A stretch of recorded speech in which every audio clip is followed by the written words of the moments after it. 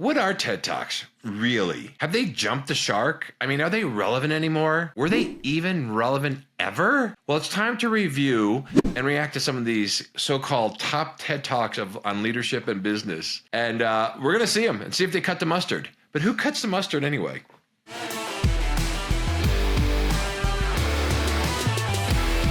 Hello, I'm Michael Denisoff, CEO and Principal Director of Denisoff Consulting Group. And welcome to Season 2 of Work Trauma, How Corporations Really Work. I'm super excited about this season. We're going to have guests, we're going to do some different things, we're going to have some reaction videos. But this is the podcast that pulls back the curtain to how corporations really work so you can make decisions about who you work for, how to navigate your career, and how you want to live your life. Well, this is a special edition of Work Trauma. We call it, it's going to be the first one, the first edition of TED Talk Takedown, where we take a hard look at TED Talks. Now, by now, all of you have seen at least one TED Talk in your life. They're pretty amazing, and it should be interesting. When they came out, I think they were pretty good. And then since that timeline, they've really kind of dropped off quite a bit. We're going to talk about why. So, but you know, one of the worst things about a TED Talk is it's a convenient distraction. It makes you feel like you're actually learning something or doing something about your career. So, and I think a lot of organizations and executives have hid behind watching TED Talks. So it'll be interesting. Listen, some TED Talks are good. They have fantastic content. Like I said, particularly the ones in the early days. But way too many TED Talks are like, yeah, really? Is that good? And you have people walking around telling their stories and the content's kind of bad and it's terribly unoriginal. And you wonder, how did this person get a TED Talk? Like, who's greenlighting that TED Talk? Let's talk about why I think TED Talks are really not that valuable. Even though they're a giant brand, they're a giant phenomenon, right? All right, first of all, they jumped the shark, right?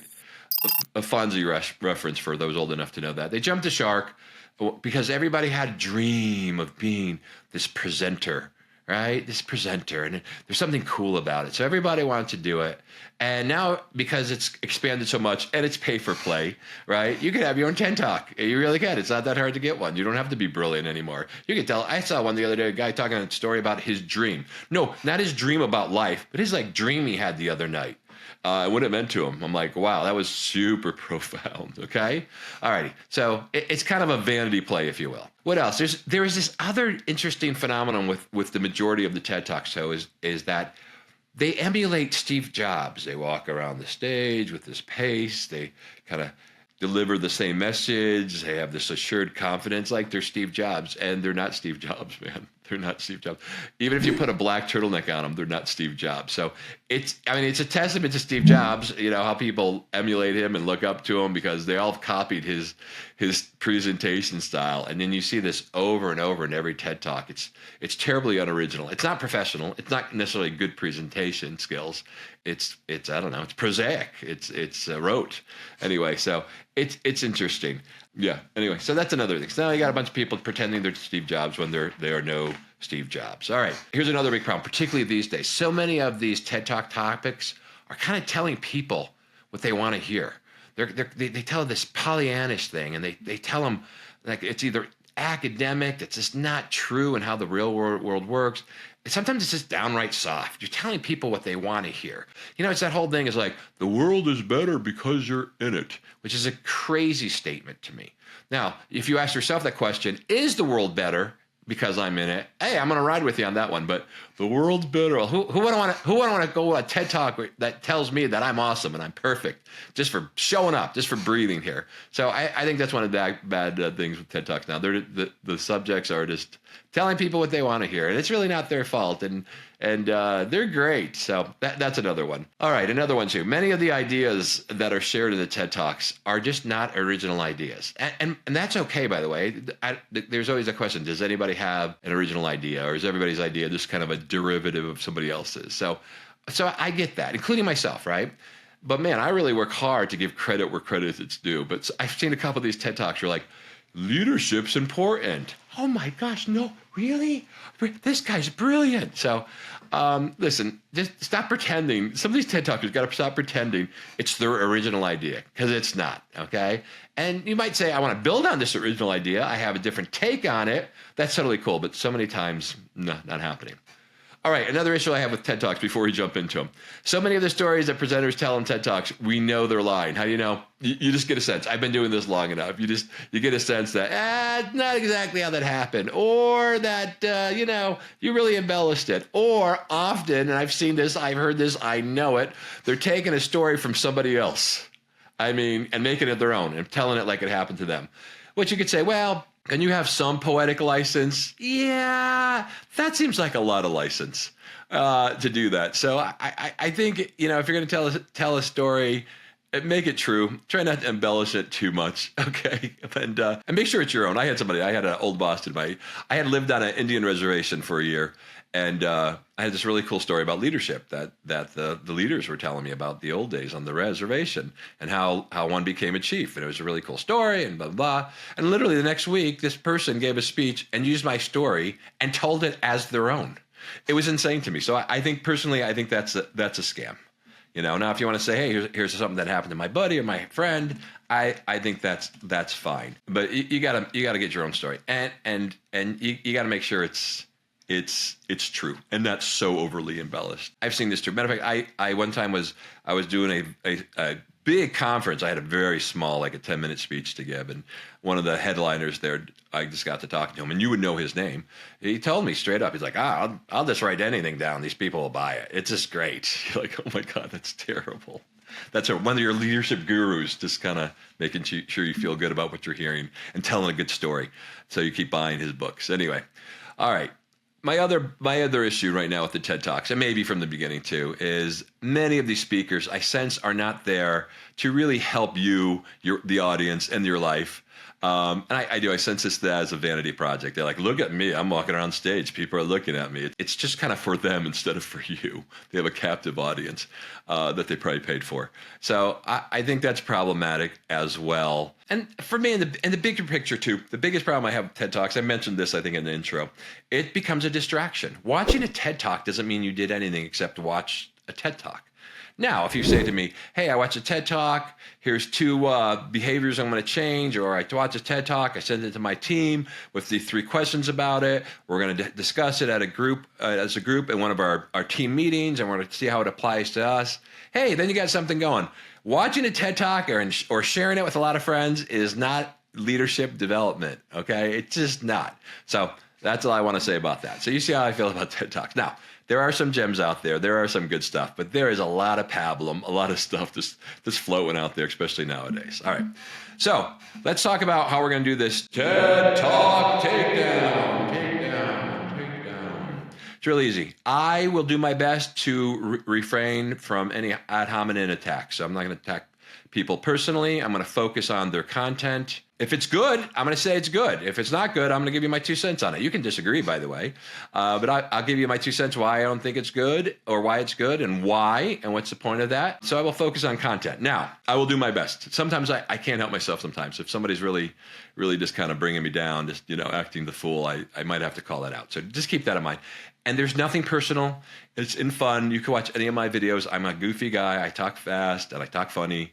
So you can do the same thing to me. I totally get it. But, so I will do my best. So not to make it personal. All right. This will be the first time I see these videos. So it's going to be my true reaction to them. So I'm excited about that. And it was simple. All I did is I went into Google and I typed in, highest rated or best or most watched TED Talks on business and leadership ever.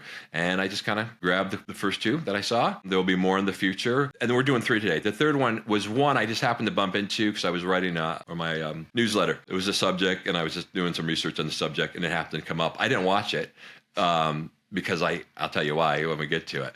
I didn't watch it because the whole topic was just so crazy to me. So I will react honestly and in the moment for sure. Like I said, I'll give you my best thinking and commentary on the content. I reserve the right to change my mind in the future, which I probably won't, but you never know. I will if I'm moved. I've been moved on some things. It's not common, but I will do that as well. And most likely we're not going to watch. I don't think I could watch an entire TED Talk on leadership or business unless it's good. So if it's good, we still don't have time to watch them all because we got 3 days. So we're just going to do a little sampling of that. All right? All right, let's go. Right on. So our first one comes to us. It's from 2013. It's titled... What It Takes to... I'm sorry, making fun of this person already. What It Takes to Be a Great Leader. What It Takes to Be a Great Leader. Like a fascinating subject that's never been done before. By one Rosalind Torres from BCS. BCS, very impressive.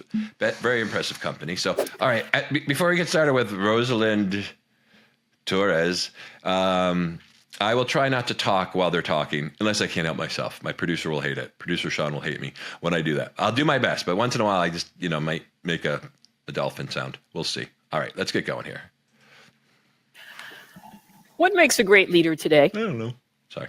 Many of us carry this image of this all-knowing superhero who stands and commands and protects his followers. But that's kind of an image from another time. I think we all know that. I think even in 2013 we all knew that. But thanks for that trope. Go ahead. And what's also outdated are the leadership development programs that are based on success models for a world that was, not a world that is or that is coming. Okay. We conducted a study of 4,000 companies, and we asked them, let's see the effectiveness of your leadership development programs.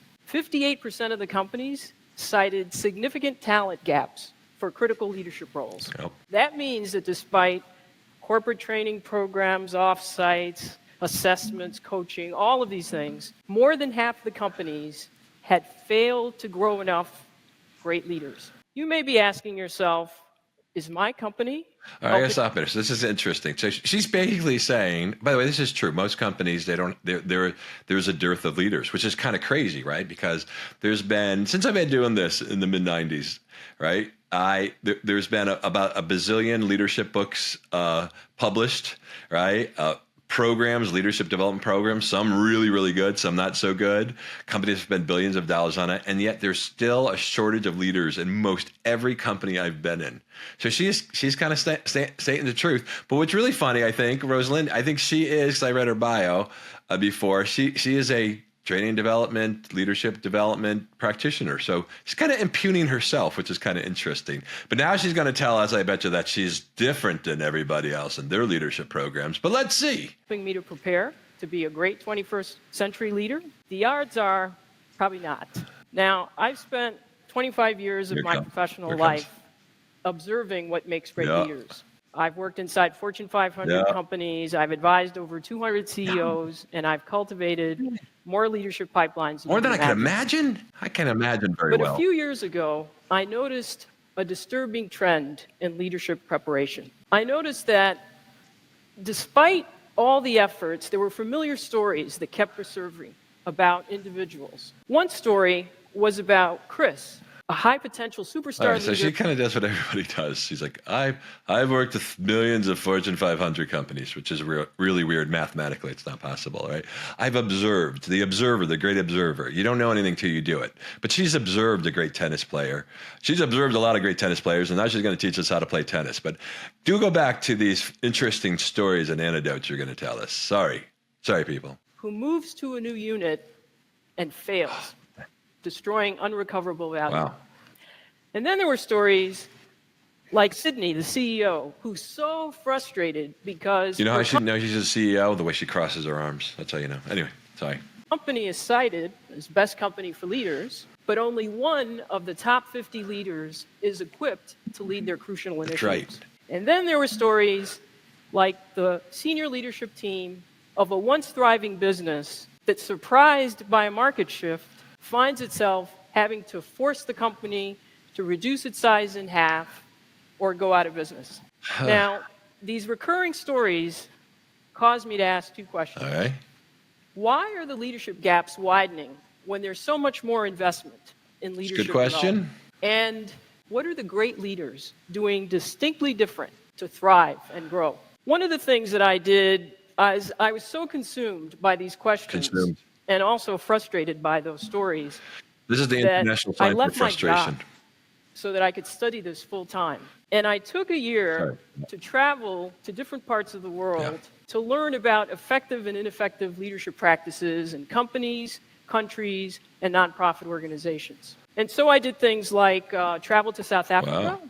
where I had an opportunity to understand how Nelson Mandela was ahead of his time in anticipating and navigating. Okay. I also met a number of nonprofit leaders who, despite very limited financial resources, were making a huge impact in the world, Okay. often bringing together seeming adversaries. And I spent countless Countless. hours Can count. in presidential libraries Presidential. trying to understand how the environment had shaped the leaders, the moves that they made, and then the impact of those moves beyond their tenure.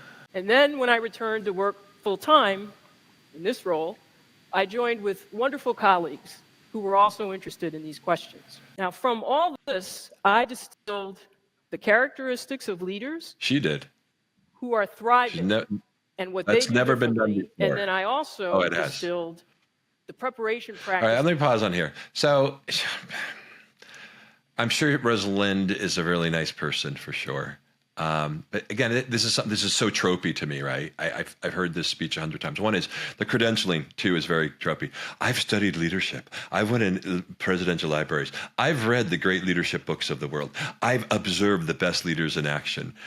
So I've heard so many quote gurus and experts say this, right? And I think there's value in that. Don't get me wrong. There's value in that. But man, until you go do it, till you're rubbing elbows with them. She was really clear to say she didn't meet Nelson Mandela. She studied his impact. And I'm like, okay. So this is just very tropey to me. And the question about this, I've heard this 100 times or more in my life. But let's continue. She's nice. I'm sure she's very nice. And she cares. Her intentions are good. That enable She's got a good people personality. That's what I'm saying, I guess. to grow to their potential. I want to share some of this with you now. Okay. In a 21st century world, which is more global, digitally enabled and transparent, with faster speeds of information flow and innovation, and where nothing big gets done without some kind of a complex matrix, relying on traditional development practices will stunt your growth as a leader. In fact, traditional assessments like narrow 360 surveys or outdated performance criteria will give you false positives, lulling you into thinking that you are more prepared than you really are. Okay. Leadership in the 21st century is defined and evidenced by three questions. Where are you looking to anticipate the next change Obvious. to your business model Yeah. or your life? The answer to this question is on your calendar. Who are you spending time with? On what topics? Where are you traveling? What are you reading? And then how are you distilling this into understanding potential discontinuities and then making a decision to do something right now so that you're prepared and ready? There's a leadership team that does a practice where they bring together each member collectively. Again, there's a leadership team that I know of, may have heard of, may have worked with. You don't know the way I said it. It implies that I actually worked with them, but we don't know for sure. So I'm sure she's nice, but these questions have been asked. These postulations have come. The biggest thing, and the problem, and this is just very white bread. This is very Yanni. Not Yanni, the musician who I love, but Yanni, like, ugh, it's not compelling because there is a compelling story here, right? The problem with the leadership, we know traditional training doesn't work, but that's been out for a long time, that the strongest development for people and leaders are stretch assignments, right? And then you have some different coaching and mentoring right there. And then you have the classroom. The classroom has its purpose, by the way, because if you have no background where to start, it kind of creates a framework for when you do go on those stretch assignments, you could hang stuff there. But all this other stuff it's been said a million times. So I'm going to say goodbye. Bye. All right. That was fun. I hope it was fun. I hope I wasn't mean, but you know what I'm saying. All right. The next one comes up. Ready? This looks like from 2015. A gentleman named Michael Timms. Michael Timms, everybody. How to claim your leadership power. How to claim it. Let's claim it. Let's see what Michael Timms has to say about claiming. I claim my leadership power. Here we go. Da da da da. Are there any other parents here who have struggled to the get your kids parent out the door on story. time? No. Yeah. So you know, right? Oh, this It's is like herding 2024. kittens. My wife and I would start nagging our three daughters long before it was time to leave, but that obviously wasn't working because we were always late for everything. But one day was a complete gong show. Nice reference. 5 minutes before we needed to leave for an important event, I found my oldest daughter on the porch reading, my middle daughter was playing the piano, and my youngest daughter wasn't wearing any socks. So I told them, stop reading, stop playing the piano, put on your socks, and everybody get in the car. 5 minutes later, nobody was in the car. That was a very relatable story. Thank you, Michael Timms. On my way to help my youngest daughter with her socks, I noticed my oldest daughter was still on the porch reading. Yeah. Now I'm starting to lose it. Her response, I didn't hear you. But before I could say a word, I heard the piano start playing again. And that's the story of how I lost my mind. The end. Okay. Wait, he got a smattering of applause. Just a smattering. Family story. Do I believe that story? I believe it happened in different times in different ways. Is it that clean? No. Again, you can take some poetic license.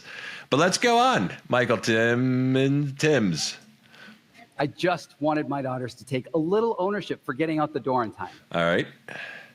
But then I remembered something I teach management teams. You can't inspire accountability in others until you model it yourself. No way. That's when I realized I wasn't taking any accountability for this problem. I was blaming it totally on my daughters. So I tried a different approach and looked in the mirror. What was I doing or not doing that may be contributing to this problem? Then it hit me. I knew when they needed to be done breakfast, dressed, groomed, and ready to leave. Yeah. But did they? I also knew what time it was, but there were no clocks in their bathrooms. All right. Which I discovered is like a different dimension for my girls where time ceases to exist. And then there we go. But okay. Solution. I put big clocks everywhere and posted the schedule in a common area. Wow. And you know what? It actually worked. Now, we're not perfect at getting out the door in time, but it's much better than it was. Okay. So I appreciate what he's saying, right? He's saying, hey, if you're a leader, look to yourself first. What can you do better? How can you be a solution? How can you serve your people? So again, I don't disagree with anything he's saying. Again, it's been around for a while, but it's a good message. It's a good message for sure. He's using his family to kind of teach this message and, give your people the resources, give what they need to succeed, be very clear on expectations. So it's a good message. Is it TED Talk material? I don't know. I had fallen into the same trap that many people in leadership positions fall into, which is blaming other people for a problem without considering my part in it. While working with leadership teams, I discovered 3 powerful habits that elevate the performance of others. Here it comes. I call it the 3 habits of personal accountability. The 3 habits of personal accountability are here? No, tell me more. Michael Timms, whatever your name is. Habit 1, don't blame. Habit 2, look in the mirror. Habit 3, engineer the solution. This sequence of habits has an almost magical effect on other people's behavior, and you get better results. It's magical. But this isn't just for CEOs and managers. We're all trying to help others be better, right? As a parent, a coworker, or a volunteer. Here's why these habits work. Habit 1, don't blame. Think about the last time you blamed someone for something. How did it turn out? Probably not well. That's because our brains interpret blame the same way they interpret a physical attack. Blame triggers the fight or flight response, True. which effectively shuts down our prefrontal cortex, which is the problem-solving part of our brain. And it gets into the amygdala. So when I was getting... All right, again, so I wouldn't argue with what he's saying is good. It's true. It's good stuff. Again, it's been said a lot, and not only a lot, but in very much the same way. So I'm waiting for this. I'm waiting for his 3 powerful things to be something new and different or additive to discussion on leadership. And a little bit of the posture of, and here's why I'm a little bit better than you because I figured this out. It's like, we've all kind of figured that out. Well, a lot of people did. We might not be doing it. So why don't you maybe give me something that will inspire me to do it more? But anyway, we'll go for another minute with this fella. Angry at my daughters? It wasn't motivating them. It was actually impairing their brain function. Oh. Researcher Dr. Amy Edmondson studied hospital teams to see how culture affects people's willingness to report medical errors. She expected that the high-performing teams would make fewer mistakes, but to her surprise, they reported more errors. Why? Because when people aren't blamed for problems, they're more willing to admit their mistakes. All right, I'm enough of this guy. All right. So again, I'm sure he's a nice guy. I'm sure his shoes are very sensible, and he's a good dude, and he believes what he's saying because it's true. I wouldn't. There's truth in that, right? And it's good stuff. Again, but what's next? What's next in leadership? We've been saying the same things for 40 years, and yet we still have a dearth of leaders. And then we have this guy coming out like he's discovered the atom, presenting something, and maybe that's the purpose of TED Talk now, is just to tell us what we already know or what we should know, what we've heard a million times, and just reinforce it. I don't know, but I mean that was not breakthrough. I would think a TED Talk would be a little bit more breakthrough, instead of like, hey, I'm your average leadership development guy, consultant, and here's some cool stories I did. Again, which is fine if that's what TED Talks are now. All right, let's look at the next one. The next one's interesting. The next one is interesting because I kept on seeing all these articles about people demanding to bring their whole self to work. And I was like, interesting. This is kind of interesting. So I wanted to kind of put my thoughts together for that. Like I said, in my newsletter, available on LinkedIn, by the way. You can look me up there and sign up for that newsletter. So I did an article about how this is crazy to think I demand to bring my whole self to work. And the whole premise was you should bring your whole professional self to work, right? Bring your very best professional self to work. Notwithstanding the fact that you are a human being and you're whole, right? If your child is sick when you go to work, you're still a worried parent. You can't just turn that off. So I get that part of it. And I also know historically, right? Historically, companies, industrial age, maybe through the 50s and 60s, treated people like cogs in a machine, like chattel. They didn't treat people well. It's one of the things I rage against with the Work Trauma podcast, right? But then we kind of changed and, we started treating people better. There's just some realities in life that we are whole, right? We can't leave our whole self at home. It makes sense, but you can still bring your whole self in while still being totally professional. And good. There's been good changes. I think some good flexibility with people. Like if you work a 9-to-5 job and you have to deliver something to the post office, and the post office is just open from 9 to 5, right? That's not good. And so you got to figure out how to flex with people and treat them well. If they're like you said, if their kid is sick, how do you flex with them? Those are all good things. But this bring your whole self to work thing is, to me, basically the demand in front of a captive audience, i.e. your coworkers, to bring your fetishes and your weirdest quirks and fetishes to work, which is just insane to me. Okay, and it's problematic with a lot of things going on in this world. So anyway, you could read that article. I think it came out okay because it's so insane that people would think differently and think they demand that they can bring their whole self to work. And by the way, my other question with that, of course, is when did work become the place that we were supposed to be validated as a human being? You go to work to do a good job. You want to be treated with dignity as a good human, and you do your work. And in exchange for that work, you get a fair pay. All right. When does it work has to validate you as a person? It's just insane to me. Anyway, I came across this one by a guy named Mike Robbins. A lot of Mikes today, including myself. Let's see what he has to say on the subject. We'll kind of end it here. I might throw up on this one, so I apologize already. The subject just kind of makes me want to throw up. I'm Mike Robbins. All right. I'm How an many author. of you have ever been in a meeting or giving a presentation and you were nervous, but you were pretending not to be? All of us, Yeah, right? of course. Thank you. So my talk here today is on bringing your whole self to work, and I thought I'd start by sharing one of the many times that I was nervous, but I was pretending not to be. It was actually a few years back, and I was in a meeting with my publisher. Wow. And I was pitching an idea for what I was hoping was going to be my second book. My first book had come out about a year earlier. It was about appreciation, and I was in the meeting, and I was excited, but I was a little nervous, right? Of course, it was about appreciation. Again, you should appreciate people, but you're going to write a whole book on appreciation. I mean, think about it. It's so soft. It's already soft, and this book's going to be softer, I have a feeling. I was meeting with the team and people who'd worked on my first book, But there was someone in the meeting who I hadn't met before, and that was actually the president of the publishing company. They invited her to the meeting, so that was kind of a good sign, but I was, as you can imagine, I was a little intimidated by the fact that she was there. So you know how when sometimes you start a presentation or a meeting, you're a little nervous at first, and then you kind of get into it, and that kind of goes away? Yeah, that wasn't happening, right? And I mean, it was like my stress was getting worse and worse, and it wasn't like I was completely, messing it up, but a few minutes in, I was just frustrated. I was sort of like fighting with myself. I was saying the things I wanted to say, but it just didn't feel right. So I stopped, and I looked right at the president. Her name's Deborah, and I said, Deborah, listen, it's an honor to meet you. I appreciate that you're here at the meeting, but I noticed that I'm feeling really nervous, and that I'm trying really hard to impress you. Can I stop doing that now and just be myself? Oh my God, I did throw up in my mouth a little bit.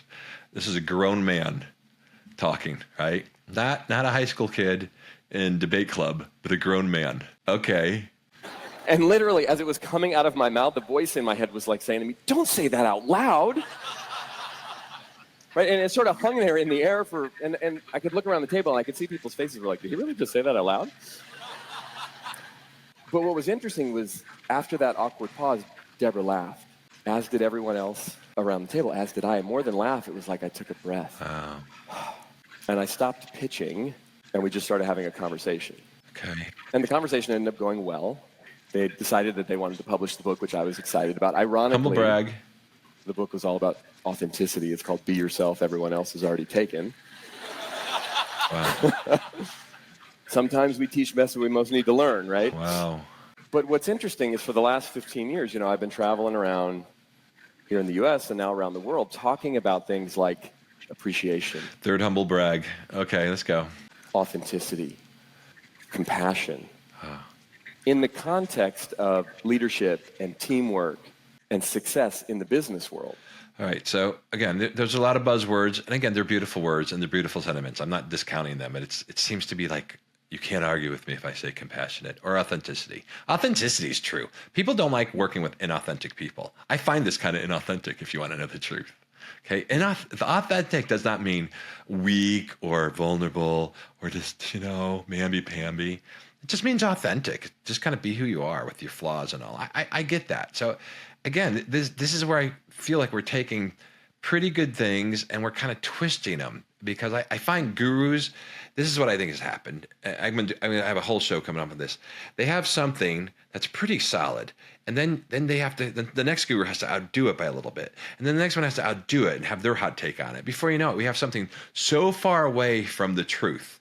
And the problem with all this stuff, it's kind of like Dr. Phil, who always said, the worst lies have a kernel of truth in them. So I couldn't argue with a lot of this. Well, some of it I really could argue with. But the roots I couldn't argue with. And then there's this distortion here for this hot take on it. And I'm pretty sure this guy's never led anything. It's hard to be a leader. It's hard to hire people and fire people. It's hard to hold people accountable. It's hard to have the weight of the world on your shoulders. And he's a writer, which is cool, which means he's a great observer. We're back to the observer role again. And he could pick out things. He's a researcher. Okay, there's some things, but man, this is, for me, missing the mark. I'm curious to see where we'll go. Let's just do it for a couple of minutes. And these are pretty simple concepts. They're universal. But fundamentally, what my work is all about and what I've seen over the last 15 years, both for individuals in a variety of different environments of working, and also for organizations, particularly in the 21st century, that what it really takes for us to be fulfilled and successful is an ability to bring our whole selves to work. Oh, Lord. All of who we are. All the gifts, all the talents. All of who we are. Our fetishes, our weirdness, our ugliness, our areas for improvement. We don't have to improve them anymore. We should just bring them to work, because I'm an a-hole, and that's my authentic self. Come on, dude. Fears, the doubts, the insecurities, our heart, our soul, the things that matter most. Are we going to work or are we going to church? I can't tell. I can't tell what we're talking about right now. But what that involves for us as individuals and also for companies and organizations of various sizes is actually a lot of courage. And as Dr. Brene Brown from the University of Houston says, the Holy Mother, you can't get to courage without walking through vulnerability. And she's right. So vulnerability has been a big part of my work for many years. I was speaking actually at an event in Japan a few months back for a US-based company, but they do Humble all brag over the number world. 5. They invited me to a conference, leadership conference in Japan, 300 leaders. 300 leaders. And it was being translated, right? All None of the people in the listening to audience me, spoke English, holding and so I on to was my talking every to the word. translator Now with the translator. before the event, and I was going over some things Now that I was the going to talk Japanese about. version. And at one point I said to her, and I'm going to spend a lot of time talking about the importance of vulnerability, for leaders and to This is connect. going to lead up to a funny, quirky joke says, about vulnerability? language and I said, translation. yeah, vulnerability. She said, vulnerability? I said, yeah, vulnerability. She said, there's no word for that in Japanese. Now we're making fun of Japanese. Now, I don't know much That's about nice. Japanese, so I was like, really? She said, well, there is a word, but it's a bad word. I said, you mean like a swear word? And she said, no, it's just bad. And I said, what does it mean? She said, oh, it means weakness. And I said, oh, no, it means the same thing in English. Again, I said, I don't think vulnerability means weakness. I've never been taught vulnerability means weakness. Maybe there's perceptions by it, some old school thinking. Never had that. So we're troping right now. Again. All right. That's what we think it means. And then she looked at me and said, why would you tell anyone to be vulnerable?